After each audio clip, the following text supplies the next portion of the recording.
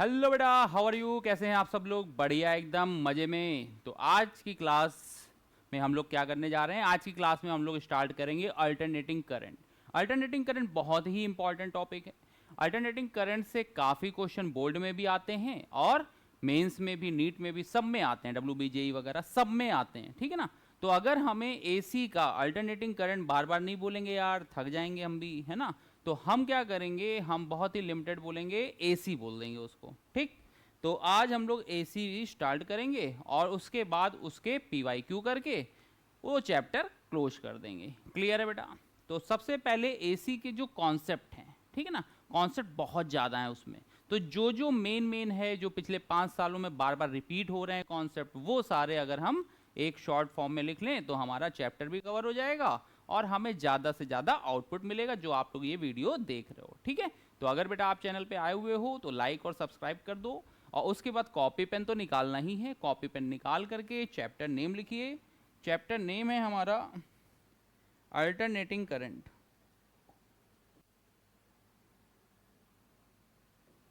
ठीक है। Chapter name लिखिए अल्टरनेटिंग करंट। तो कॉपी पेन निकाल लीजिए आप सब लोग और लिखना स्टार्ट करिए। तो चैप्टर का नाम है बहुत ही प्यारा सा हमारा, अल्टरनेटिंग करंट, ठीक है। चैप्टर नेम है अल्टरनेटिंग करंट। तो यहाँ पे हमने लिखा अल्टरनेटिंग करंट, ठीक है। अब अल्टरनेटिंग करंट और डीसी में डिफरेंस क्या होता है ना, ये सारी चीजें क्या होती हैं, तो वो सारे आपको प्रॉपर लेक्चर जो होगा, प्रॉपर जो वीडियो बनी होगी उसमें आपको मिल जाएगा, ठीक है ना। यहाँ पे हम लोग जो कर रहे हैं, हम लोग किसके लिए कर रहे हैं? मेंस के लिए कर रहे हैं। तो वहां पे हम मेन चीजें जानते हैं। जैसे मान लो कि दो टाइप की करंट होती है, ऐसे समझ लो, जल्दी जल्दी बता दे रहे हैं। करंट जो बेटा जो होती है वो दो टाइप की होती है। एक होती है अल्टरनेटिंग करंट और एक होती है डायरेक्ट करंट। डायरेक्ट करंट तुम लोग कर चुके हो। डायरेक्ट करंट में जो करंट का फ्लो होता है उसकी डायरेक्शन जो होती है वो सेम रहती है। ऐसा भी हो सकता है, ऐसा भी हो सकता है। करंट की डायरेक्शन क्या होगी? सेम होगी। लेकिन यहाँ पर क्या होता है, करंट की डायरेक्शन लगातार चेंज होती है और कुछ स्पेसिफिक टाइम के बाद अपने आप को वो रिपीट भी करता है, ठीक है ना। एक हाफ साइकिल में क्या हो जाएगी? पॉजिटिव, और अदर हाफ साइकिल में क्या हो जाएगी? निगेटिव हो जाएगी। तो प्लस भी हो गया और माइनस भी हो गया। तो इस बात का हमें ध्यान रखना है। ये तो हो गई अल्टरनेटिंग करंट की वैल्यू, ग्राफ हो गया, ठीक है ना। अब इसके बाद आता है, इसमें कई सारी चीजें आएंगी, इक्वेशन आएगी, तो वो हम लोग जल्दी जल्दी करते हैं। तो देखो, इतना नोट कर लो बेटा तुम सब लोग, इतना नोट कर लो। कॉपी पेन निकाला हुआ है तो टाइम वेस्ट बिल्कुल भी ना करो। इतना नोट कर लो, अल्टरनेटिंग करंट की डेफिनेशन ये आ जाएगी।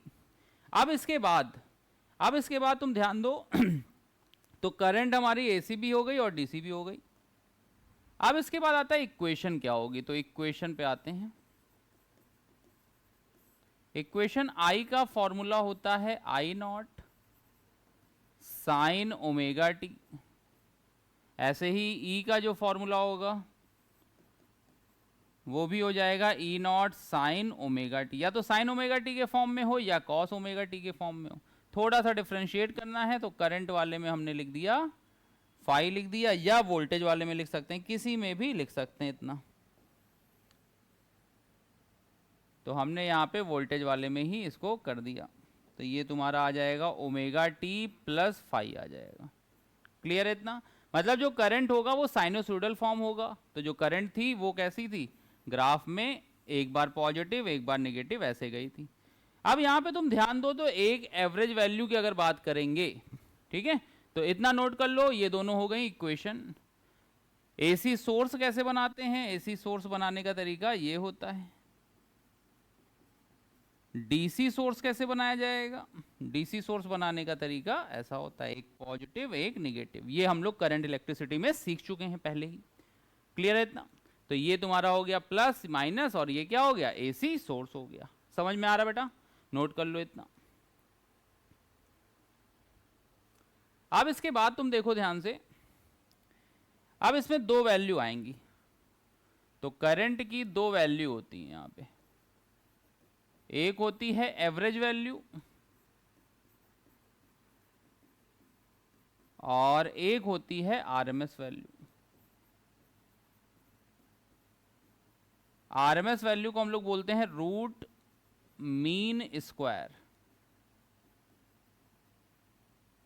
ठीक है, रूट मीन स्क्वायर होता है। एवरेज वैल्यू भी दो होती हैं, एक होती है फुल साइकिल के लिए और एक होती है हाफ साइकिल के लिए। एक हो गई फुल साइकिल के लिए और एक हो गई हाफ साइकिल के लिए। अब तुम ग्राफ देखते जाओ, ग्राफ में देखो अगर हम फुल साइकिल की बात करते तो हाफ राउंड क्या है, हाफ राउंड है प्लस, और अदर हाफ राउंड क्या है, वो क्या है, माइनस है। तो प्लस और माइनस ये ओवरऑल हमारा क्या हो जाएगा, जीरो हो जाएगा। तो आई एवरेज की वैल्यू जो आएगी वो कितनी आ जाएगी, जीरो आ जाएगी। हाफ साइकिल में ध्यान दो तो आई एवरेज का फॉर्मूला होता है, आई एवरेज का फॉर्मूला होता है 2I0 अपॉन पाई, ठीक है। और यहाँ पे देखो, यहाँ पे अगर हम लिखेंगे आई आर एम एस, तो आई आर एम एस क्या होगा, करंट है, उसका स्क्वायर है, फिर उसका मीन है, फिर उसका अंडर रूट है। तो आई आर एम एस की वैल्यू हो जाएगी under root I square bar हो जाएगी। समझ में आ रहा है बेटा, आई आर एम एस की वैल्यू कितनी हो जाएगी, under root I square bar हो जाएगी। अब आई आर एम एस की वैल्यू होती कितनी है प्रूफ करने के बाद, वो आती है I0 अपॉन √2 आती है। तो आई आर एम एस की वैल्यू जो आएगी वो कितनी हो जाएगी, I0 अपॉन √2 हो जाएगी। क्लियर है, बहुत बढ़िया। तो इतना नोट कर लो, यहाँ तक तुम्हें सारी वैल्यू पता चल जाएंगी कि कैसे कैसे वैल्यू आएंगी। आरएमएस का मतलब क्या है कि जो वैल्यू हमारी निगेटिव में जा रही थी वो निगेटिव में ना जाए, अब वो किस में हो जाए, पॉजिटिव हो जाए। तो ये सारी चीजें दी हुई हैं, इतना नोट कर लिया बेटा आप सबने।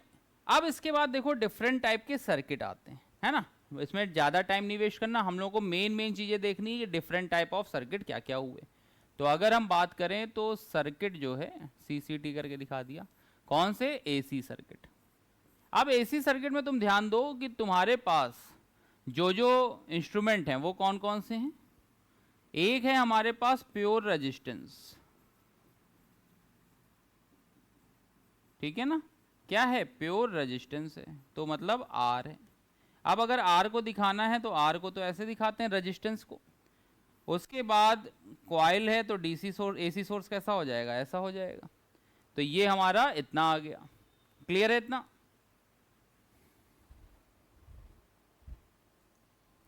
तो एक हो गया हमारे पास प्योर रेजिस्टेंस, तो ये दिया हुआ है। एक होगा हमारे पास इंडक्टर तो प्योर एल सर्किट बोल दिया हमने, एल फॉर क्या हो गया, इंडक्टर हो गया।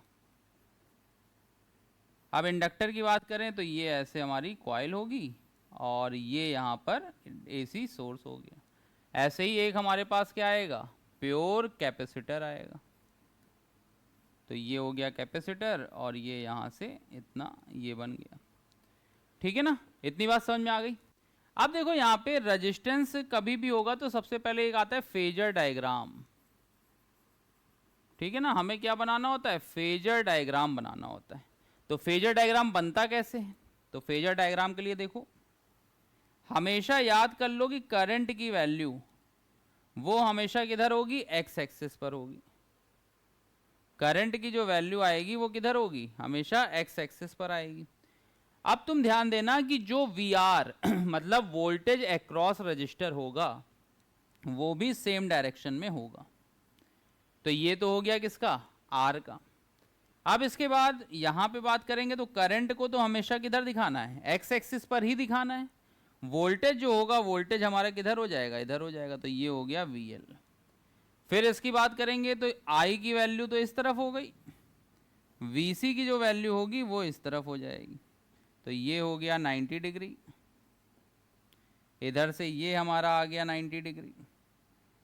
यहाँ पे फाई की वैल्यू क्या होती है, देखो फाई जो होता है जो भी वोल्टेज और करंट के बीच का एंगल होता है बेटा, ठीक है। जो भी वोल्टेज और करंट के बीच का एंगल होता है वही क्या कहलाता है, वही हमारा कहलाता है फेज डिफरेंस फाई।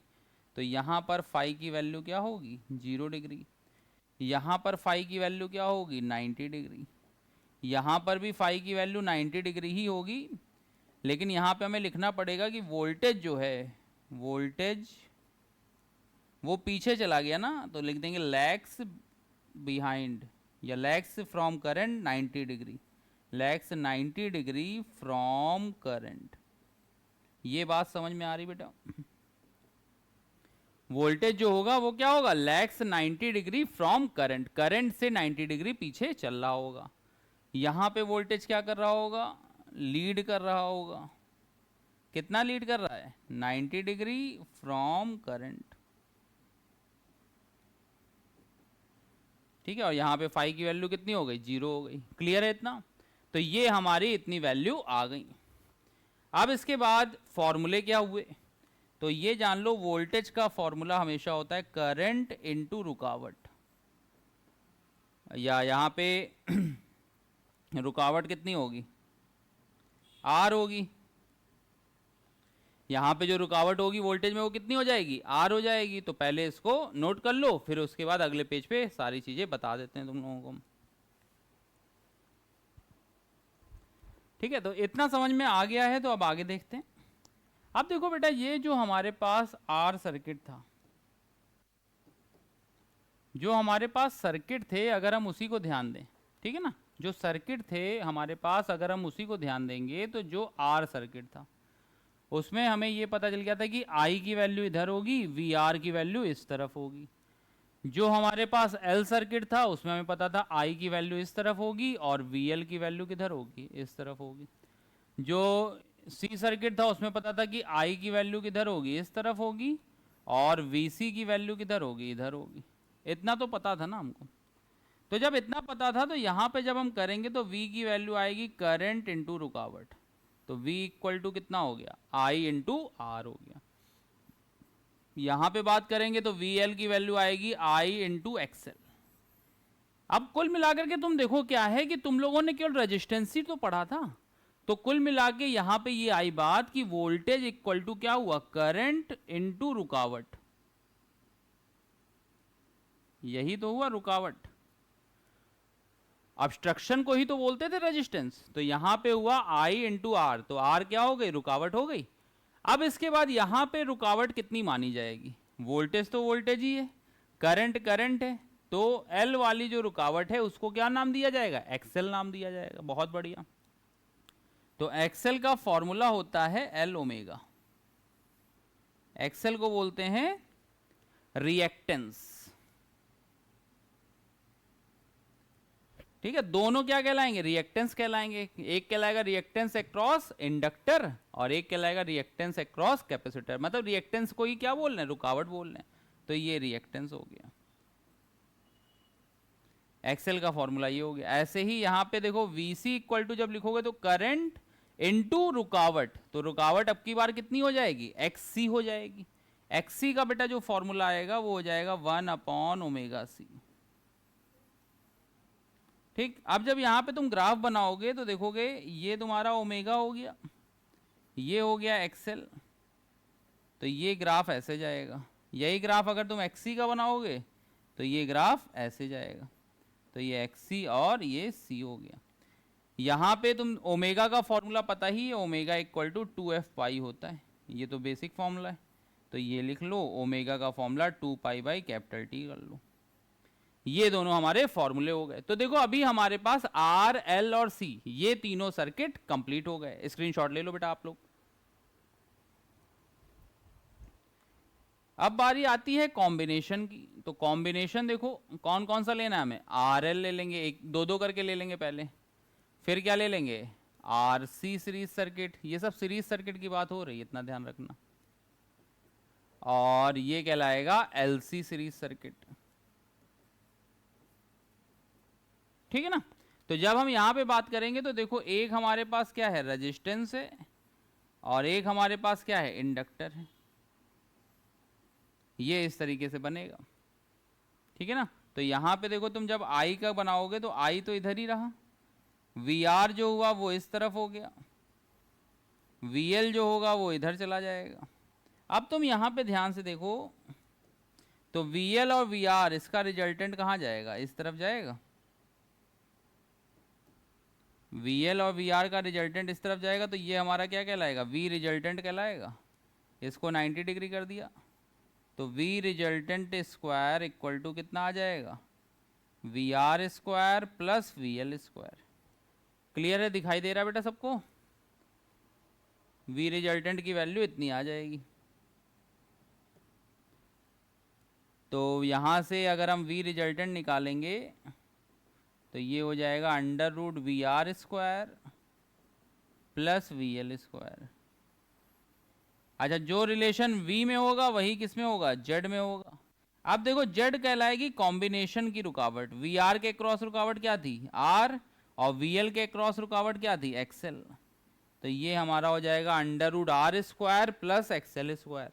क्लियर है बेटा, दिखाई दे रहा है सबको?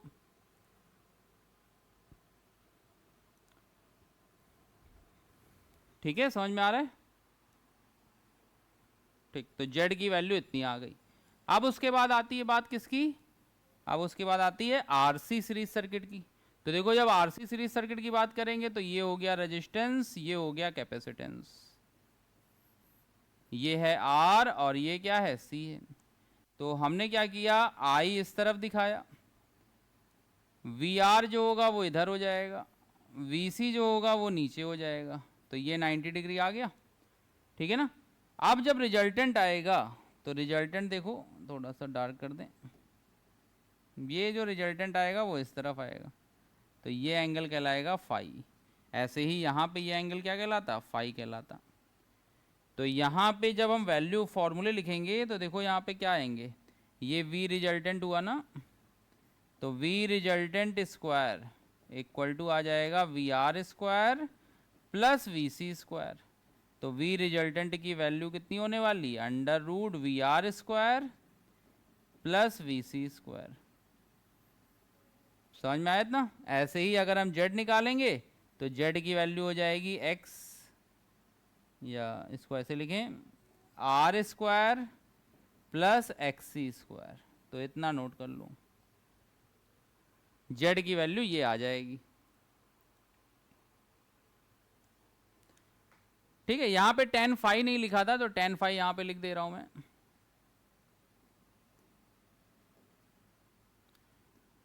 tan फाई की जो वैल्यू आएगी यहाँ पे वो हो जाएगी V L upon V R. देखो वी एल ये हो जाएगा और वी आर ये हो जाएगा, तो tan फाई की वैल्यू आ जाएगी V L upon V R. और tan फाई की एक और वैल्यू अगर हम रेजिस्टेंस के टर्म में लिखेंगे तो आ जाएगी एक्सएल अपॉन आर। तो tan फाई की वैल्यू हो जाएगी एक्सएल अपॉन आर हो जाएगी। यहाँ से देखो जब tan फाई बनाएंगे तो यहाँ से जब tan फाई बनाएंगे तो यहाँ लिख दे रहा हूँ, tan फाई की वैल्यू हो जाएगी V C upon V R, या tan फाई की वैल्यू कितनी हो जाएगी, एक्स सी अपॉन आर हो जाएगी।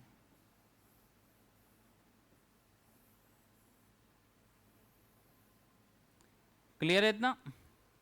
फिर उसके बाद देखो तीसरा आता है, तीसरा आता है एल और सी सर्किट। तो एल है और ये सी है।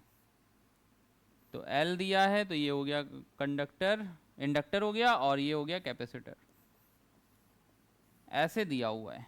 ठीक, तो तुम्हें पता होना चाहिए कि यहां पर आई इस तरफ होगा, वी आर तो है ही नहीं यहाँ पे, तो वी आर की तो जरूरत ही नहीं है। वी एल जो होगा वो ऊपर होगा और वी सी जो होगा वो नीचे होगा। तो यहाँ पे बेटा वी रिजल्टेंट जो आएगा वो देखो वी एल और वी सी दोनों एक ऊपर की तरफ है और एक किधर है, नीचे की तरफ है। तो वी रिजल्टेंट की वैल्यू कितनी होने वाली है, वी एल माइनस वी सी हो जाएगी, या वी एल माइनस वी सी का मॉड ले लें, क्योंकि कभी क्या होगा वी सी ज़्यादा होगा और कभी क्या होने वाला है, वी एल ज़्यादा होने वाला है। तो वी रिजल्टेंट की वैल्यू यहाँ से कैलकुलेट हो जाएगी। क्लियर है बेटा, आप सबको समझ में आ रहा है, समझ में आ रहा है ना। चलो बहुत बढ़िया। तो यहाँ पर देखो फाई की वैल्यू, फाई हमेशा हो जाएगा 90 डिग्री ऑलवेज। ये कंडीशन होती है कि फाई की वैल्यू हमेशा कितनी आ जाएगी, 90 डिग्री आ जाएगी। तो ये तुम्हारे तीनों कॉम्बिनेशन समझ में आ गए, हर एक वर्ड यहाँ पे समझ में आ रहा है, ठीक है ना। अब यहाँ पे तुम देखो वर्डिंग साफ होनी चाहिए, शकल हमारी चाहे जैसी हो, शकल क्लियर आ रही है नहीं आ रही उससे मतलब नहीं है, लेकिन एक एक वर्ड यहाँ पे जो भी लिखा है वो समझ में आना चाहिए। अब इसके बाद देखो क्या है, अब आता है ब्रह्मास्त्र हमारा, जहाँ पे लिखा होता है RLC सीरीज सर्किट। अगर हमारे पास RLC सीरीज सर्किट है तब क्या होने वाला है, ठीक है ना। तो RLC सीरीज सर्किट होगा तो देखो, एक हमारे पास हो गया रेजिस्टेंस, एक हो गया इंडक्टर, और एक हो जाएगा कैपेसिटर। ये तीनों को हमने एक AC सोर्स से लगा दिया। अब तुम्हें पता है बेटा यहाँ पे कि I की वैल्यू तो इधर ही होगी, VR की वैल्यू इस तरफ होगी, VL की वैल्यू जो होगी वो इधर आएगी, VC की इधर आएगी। तो अब जो आया तो वो हो गया VL माइनस VC। इतना समझ में आया भाई। V रिजल्टेंट जो आएगा Y एक्सिस पर वो कितना आने वाला है, VL माइनस VC आने वाला है। और ये वैल्यू जो आने वाली है वो कितनी आने वाली है, VR आने वाली है। तो जब हम इन दोनों का रिजल्टेंट निकालेंगे तो वो इधर कहीं आएगा। तो ये हो गया V रिजल्टेंट, ये वैल्यू हो गई फाई, ठीक है।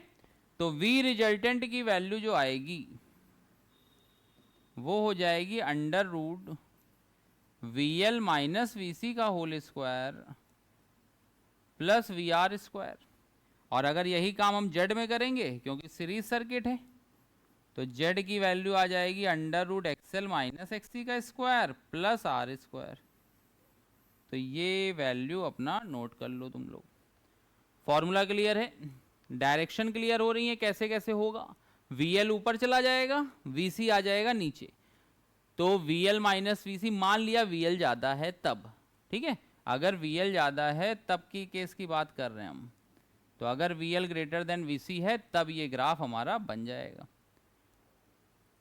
तो Z की वैल्यू ये आ जाएगी। यहाँ से tan फाई निकालेंगे तो tan फाई की वैल्यू हो जाएगी VL minus VC upon VR, या इसी को लिखेंगे तो आ जाएगा XL minus XC upon capital R।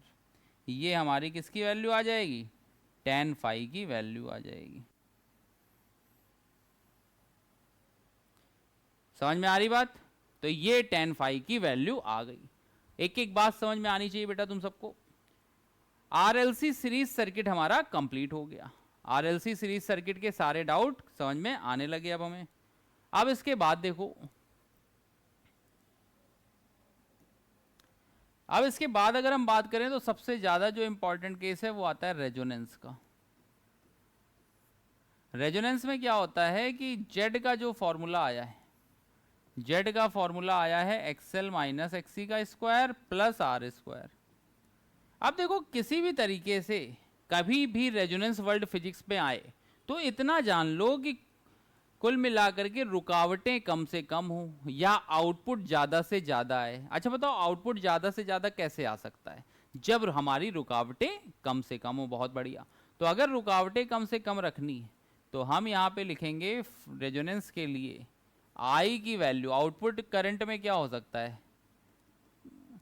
Electricity के चैप्टर में जो आउटपुट होता है वो क्या होता है, करंट होता है। तो I की वैल्यू मैक्सिमम रखनी है।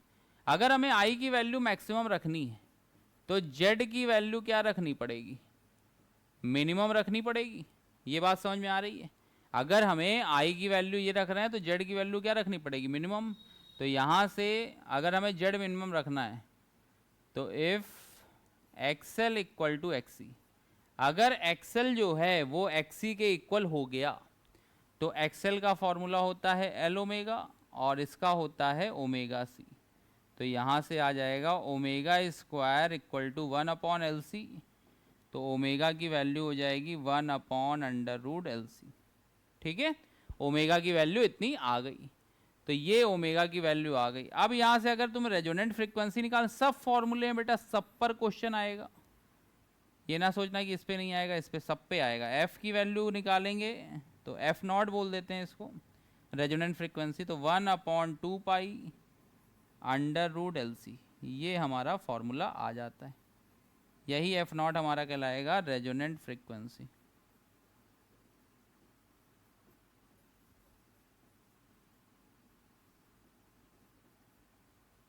ठीक, तो ये हो गया रेजोनेंट फ्रीक्वेंसी का फॉर्मूला हो गया।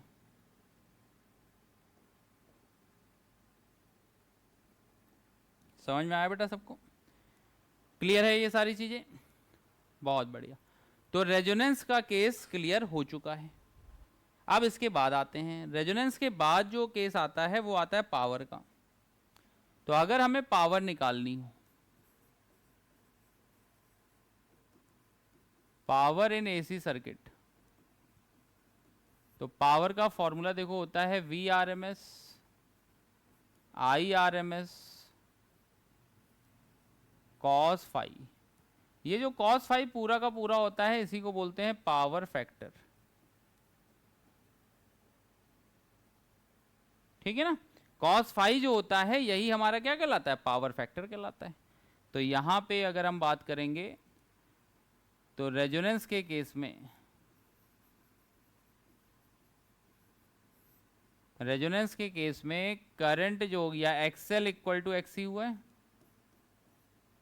तो इसका मतलब क्या हुआ कि वीएल और वीसी भी इक्वल हो रहा होगा, तभी तो ये चीज हुई होगी भाई। अगर एक्सएल एक्सी के इक्वल हो रहा है तो वीएल किसके इक्वल हो रहा होगा, वीसी के इक्वल हो रहा होगा। तो यहां पे हमेशा फाई की वैल्यू क्या होगी, 0 होगी। फाई की वैल्यू 0 डिग्री होगी तो कॉस फाई की वैल्यू क्या हो जाएगी, 1 हो जाएगी, +1। और कॉस फाई हमारा क्या कहलाता था, पावर फैक्टर कहलाता था ना। तो रेजोनेंस के केस में पावर फैक्टर की वैल्यू क्या होने वाली है, 1 होने वाली है। या हम लिख दें कि पावर इक्वल टू आ जाएगा V R M S I R M S आ जाएगा। क्लियर है इतना। तो ये वैल्यू आ जाएंगी किसमें, पावर इन एसी सर्किट में। तो यहां तक की बात समझ में आ रही बेटा सबको, ठीक है। अब तुम्हें यहां पे ये पता चला कि जितनी भी पावर है वो वीएल और वीसी में तो जा नहीं रही। रेजोनेंस के केस की बात कर रहा हूं बेटा। अगर रेजोनेंस का केस है तो वीएल और वीसी में तो जा नहीं रही, वो तो खत्म कर दे रहा है। तो जो भी पावर होगी वो सारी की सारी किस में जा रही होगी, रेजिस्टेंस में। और जब रेजिस्टेंस में जाती है तब ये फॉर्मूले तो आप लगा ही सकते हो, V²/R। बस यहाँ पे ये ध्यान रखना है कि ये जो होगा ये क्या होगा, IRMS होगा, और V क्या होगा, VRMS होगा। तो ये सारी चीजें याद रहेंगी आप सबको। पावर की वैल्यू भी आ जाएगी और इसकी वैल्यू भी आ जाएगी। क्लियर है ना इतना, बहुत बढ़िया, ये सारी चीजें समझ में आ गई। अब देखो पावर फैक्टर, पावर फैक्टर की अगर हम बात करें तो कॉस फाई, देखो अगर हम आरएलसी सीरीज सर्किट की बात करें तो ये वीआर होता था, यहां पे वीएल माइनस वीसी दिखा देते थे हम लोग, और ये जो होता था ये होता था वी रिजल्टेंट, ये हो गया फाई। तो वी रिजल्टेंट की जो वैल्यू आती थी वो होती थी √VL माइनस वीसी का होल स्क्वायर प्लस VR²। ये वी रिजल्टेंट का फॉर्मूला आता था। अब अगर हम यहां से कॉस फाई निकालें, कॉस फाई निकालें तो वो आ जाएगा VR base upon V resultant. ये बात समझ में आई। और अगर हम इसी को रुकावटों के टर्म्स में लिखें तो ये हो जाएगा R और ये क्या हो जाएगा Z। Z को बेटा हम लोग बोलते हैं इम्पिडेंस। Z हमारा क्या कहलाता है, इम्पिडेंस कहलाता है। तो ये Z जो होती है ये पूरे की रुकावट होती है, दो की रुकावट होती है, जैसे LR की है। देखो सुनो ध्यान से, R की रुकावट को बोला जाएगा रेजिस्टेंस, ठीक है। XL और XC ये भी तो रुकावटें ही थी, लेकिन इनको क्या बोला जाएगा, इनको बोला जाएगा रिएक्टेंस। रिएक्टेंस किसके क्रॉस, XL है तो इंडक्टर के क्रॉस, XC है तो कैपेसिटर के क्रॉस। क्लियर हुई। फिर उसके बाद अगर दोनों मिल जाएं, अगर हम दोनों मिला देते हैं तो ये कहलाता है इम्पीडेंस, नया नाम देना पड़ेगा, लेकिन वो भी तो रुकावट ही है। तो जितने भी नाम हैं उसको तुम हिंदी में, शुद्ध हिंदी में बोलोगे तो रुकावट रुकावट बोल के बोलो, तो वो सारी वैल्यू अपने आप बनती चली जाती है। क्लियर है इतना, चलो बहुत बढ़िया। तो ये पावर की वैल्यू आ गई। तो अब बात करते हैं ग्राफ की। एक ही ग्राफ में सब कुछ समझाने की कोशिश रहेगी हमारी। तो देखो अगर हम करंट और ओमेगा, ठीक है, करंट और एंगुलर फ्रीक्वेंसी या फ्रीक्वेंसी का हम ग्राफ बनाते हैं तो ये ग्राफ इस शेप में चला जाता है। पहले वैल्यू बढ़ती है, फिर एक लिमिट के बाद वैल्यू कांस्टेंट होती है और फिर क्या हो जाती है, नीचे चली आती है। अब हमें ये देखना है कि जब ये वैल्यू मैक्सिमम होगी, तुम्हें भी पता है कि जब ये वैल्यू मैक्सिमम होनी है तो करंट की वैल्यू मैक्सिमम आएगी, और करंट की वैल्यू मैक्सिमम होती है, तो उस समय जो फ्रीक्वेंसी होती है वही हमारी क्या कहलाती है, रेजोनेंट फ्रीक्वेंसी कहलाती है। बात समझ में आ रही है? उस समय जो फ्रीक्वेंसी होती है वही हमारी क्या कहलाती है, रेजोनेंट फ्रीक्वेंसी कहलाती है। अच्छा अच्छा, जब रेजोनेंट फ्रीक्वेंसी होगी और करंट मैक्सिमम होगी तो पावर भी तो मैक्सिमम होगी, तो ये पावर मैक्सिमम हो गई। अब उसके बाद एक वैल्यू आती है जहां पर देखो, अगर हम इस ग्राफ को कट करेंगे तो पावर की वैल्यू तो P है, आधी पावर पे दो जगह ये ग्राफ को कट करेगा, मतलब दो फ्रीक्वेंसी ऐसी आएंगी जहां पर पावर की वैल्यू क्या रहने वाली है, सेम रहने वाली है। अब जब पावर की वैल्यू सेम रहेगी तो देखो दो फ्रीक्वेंसी पर पावर की वैल्यू सेम है और पावर की वैल्यू मैक्सिमम का कितना है, हाफ है। उस समय जो करंट होगी वो हो जाएगी R M S upon root two, I R M S upon root two हो जाएगी। इतना ध्यान रखना है हमें, वहां पे टू नहीं रूट टू होगा, तो ये हो जाएगी I R M S upon root two. ठीक है, तो ये सारी चीजें हो गई। अब इससे क्वेश्चन कैसे आते हैं, पहला फॉर्मूला तो हो गया I R M S equal to क्या होता है, capital E upon capital Z होता है। दूसरा फॉर्मूला क्या हो गया, बैंडविड्थ का, तो डेल्टा ओमेगा इक्वल टू हो गया omega two minus omega one, और omega two minus omega one जब सॉल्व करेंगे तो वो आ जाएगा आर अपॉन एल। बैंडविड्थ होती है कि इस फ्रीक्वेंसी से इस फ्रीक्वेंसी तक के बीच की डिफरेंस को हम लोग क्या बोलते हैं, बैंडविड्थ बोलते हैं। ठीक है, तो ये हमारी कहलाएगी क्या, बैंडविड्थ कहलाएगी। समझ में आ रहा है बेटा? तो ये हो गई बैंडविड्थ। फिर बात आई क्वालिटी फैक्टर क्या होता है, तो क्वालिटी फैक्टर को हम लोग बोलते हैं क्यू फैक्टर। तो Q इक्वल टू होता है omega R upon delta omega, मतलब रेजोनेंट फ्रीक्वेंसी अपॉन बैंडविड्थ। तो यहां से जब सॉल्व करेंगे तो ये आ जाएगा 1 upon R root L by C. Question देखो, रीजनिंग क्वेश्चन कहां से आते हैं, omega less than omega R है, अगर ये बोल दिया कि omega less than omega R है, मतलब ओमेगा की जो वैल्यू है वो यहां से लेके यहां तक है, ओमेगा आर ये हो गया, इससे छोटा है। तो यहां पे अगर omega less than omega R है तो ये जान लो कि एक्सी ग्रेटर देन एक्सएल होगा। इस वाले हिस्से में एक्सी की वैल्यू क्या होगी, ग्रेटर देन एक्सएल होगी। और उधर वाले हिस्से की बात करें, अगर हम इस वाले हिस्से की बात करें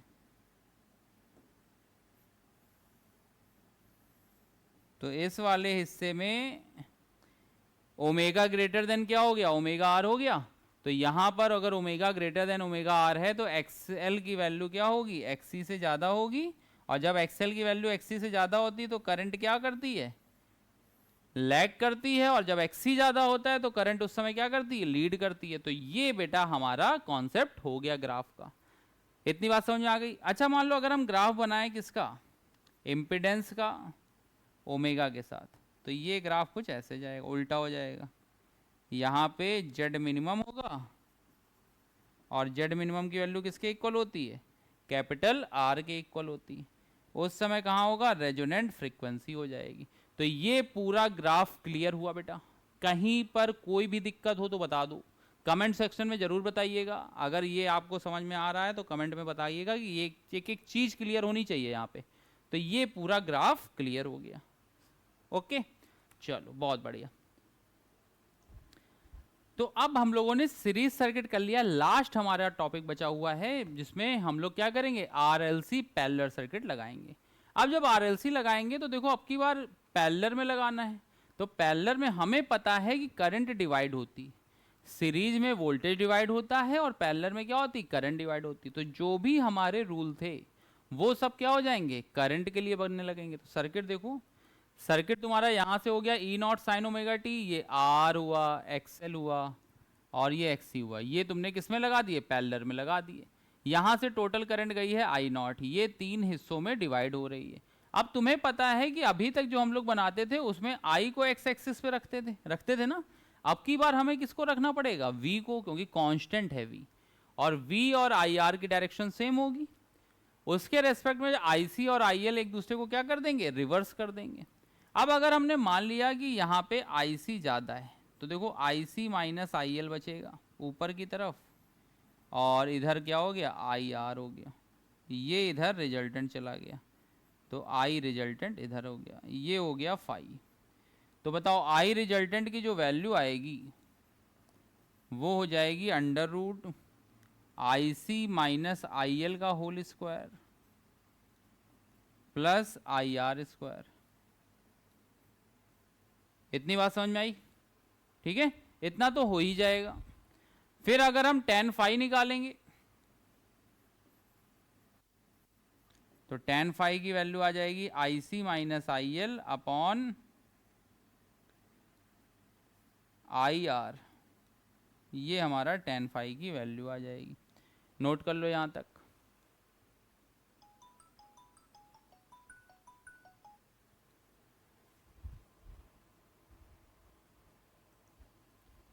तो ये यहां से tan फाई की वैल्यू आ जाएगी I C minus I L upon I R आ जाएगी। अच्छा देखो, आई रिजल्टेंट से अगर तुम वो बनाओगे इम्पिडेंस के लिए तो ये बनेगा 1 upon Z equal to 1 upon X C. देखो रिवर्स होता है ना सब, माइनस 1 अपॉन एक्सएल का square plus 1 upon R square. ये वैल्यू हमारी यहाँ से आएगी। तो हमें यहाँ से ये वैल्यू बस याद रखनी है, कैलकुलेशन दी होगी तो उस हिसाब से ये छोटी बड़ी हो जाएगी। ठीक है, तो इतनी बात समझ में आ गई। पैरेलल में बस हमें सर्किट याद रखना है कि सर्किट रिवर्स हो जाएगा। वीएल ऊपर होता था, अब की बार क्या ऊपर हो जाएगा, आईसी ऊपर हो जाएगा और इधर से आईएल नीचे हो जाएगा। क्लियर है इतना? अब नेक्स्ट हेडिंग देख लो। नेक्स्ट हेडिंग है ट्रांसफॉर्मर और ये लास्ट हेडिंग है तुम्हारी। ट्रांसफॉर्मर में बेटा दो होते हैं, एक होता है स्टेप अप और एक होता है स्टेप डाउन। ठीक है, एक क्या हो गया, स्टेप अप हो गया। तो यहां पे क्या होता है, जैसे ये मान लो प्राइमरी और ये हो गया सेकेंडरी। तो अगर सेकेंडरी में नंबर ऑफ टर्न्स ज़्यादा है, ठीक है, ये हो गया प्राइमरी और ये हो गया सेकेंडरी। अगर प्राइमरी में नंबर ऑफ टर्न्स कम है या सेकेंडरी में ज़्यादा है, ऐसे लिख दें N S greater than N P, ठीक है, तो वो क्या होता है, स्टेप अप होता है। तो यहाँ पे कंडीशन क्या हो गई, N S greater than N P हो गई। ऐसे ही स्टेप डाउन होता है, जब हमारा क्या हो जाए, N S less than N P हो जाए।